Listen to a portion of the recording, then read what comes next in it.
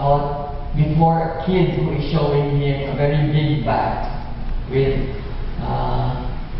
a head which is like a dog. It says como un perro. And then we have somebody being a gentleman there being carried by two servants in a hammock. Incidentally, hammock is a Dutch word, I think.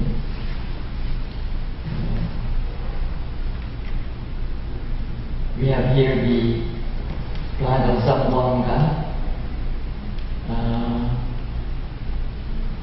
Number 1 is the Colegio de la Compañía de Jesús. And then near it is the Casa del Gobernador, number 2. And then they even have a number 3 is here. Pozo de Agua Dulce, a fountain of sweet water.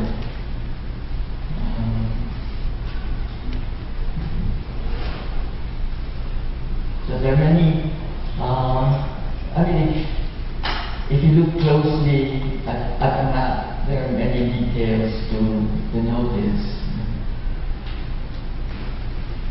And this is Cavite, which was served as an arsenal.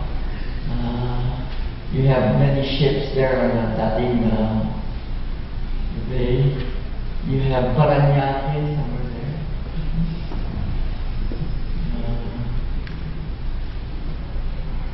And also it was important because it was there where they we had good lumber for ships for galleon trade, and so they constructed ships near here in Cavite.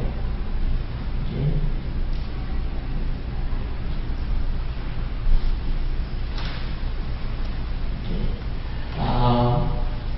So as I said, you can learn a lot from maps because not only are there images, but there are also texts.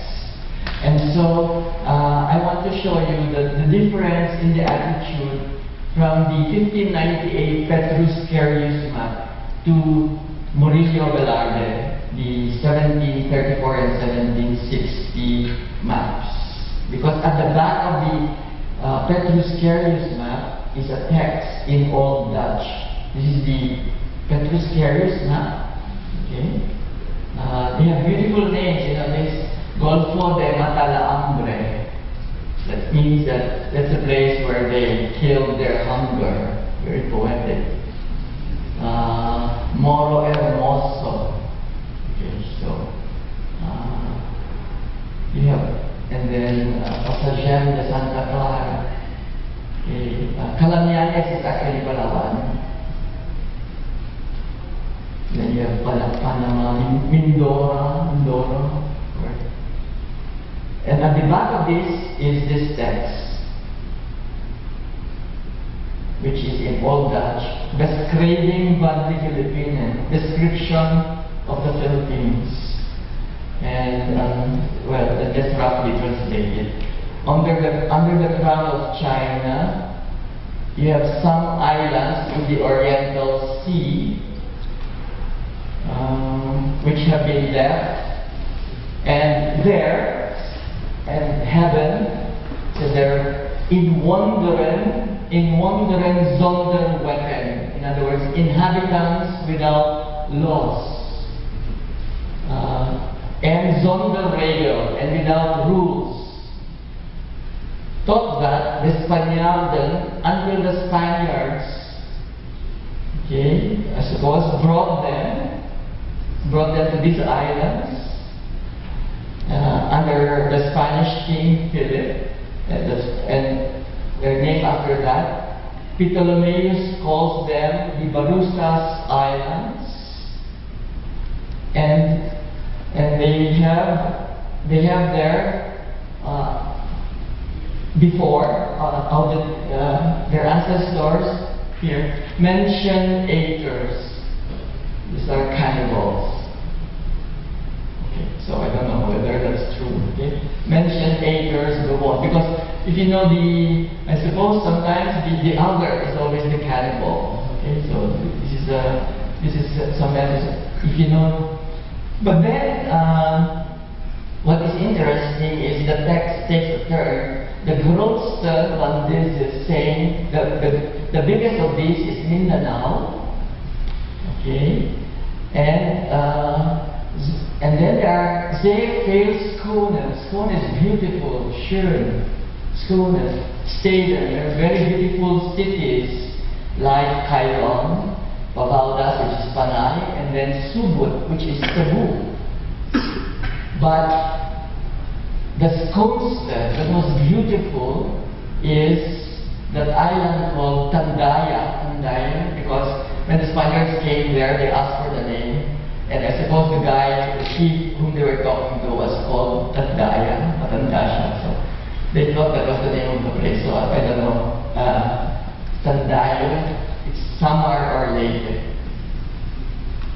Okay, so that's, but then we have a different text. They have inhabitants without laws until the Spaniards from Mexico brought this in, and they were in ancient times inhabited by cannibals. And the biggest of these islands is Mindanao. There are many beautiful islands like Cayron, which is an island south of Leyte, which is now called Panaon. Bavaldas, which is the old name of Panay. Subud, Cebu. However, the most beautiful island is Tandaya or Tandaya, probably Samar. Now this is the 1760 version of the map, which is reprinted by Georg Moritz Leubitsch in Nuremberg in 1750. And if you look, again you have the roots there. And then here he will also write Aquí estuvo San Francisco Javier. And here there's a line there. It says there, Aquí se halló un camino que en 3 días se pasa a la parte de Cagayan. Meaning to say, here there is a road which if you walk 3 days, you will reach Cagayan. Very interesting. But in the medallion here, this is called a medallion.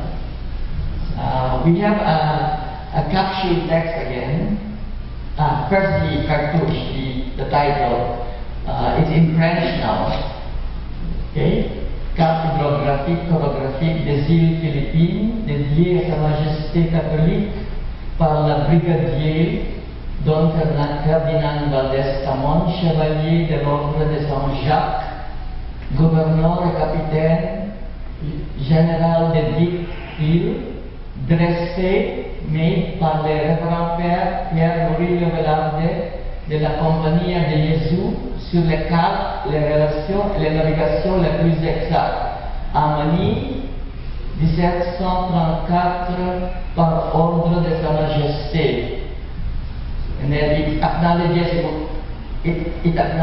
tiré de l'original, et réduit, reduced in form and size by Georg Moritz Leubitsch, professor of mathematics in Nuremberg in the year 1750, published by the Sons of Homan in 1760. And look here, this is very important. L'original est gravé, the original was engraved par Nicolas de la Cruz de Bagay, Indien de Tagalog, Amani, l'an 1734. So the original was engraved by Nicolas de la Cruz de Bagay in Indio Tagalog, in Manila, 1734. See?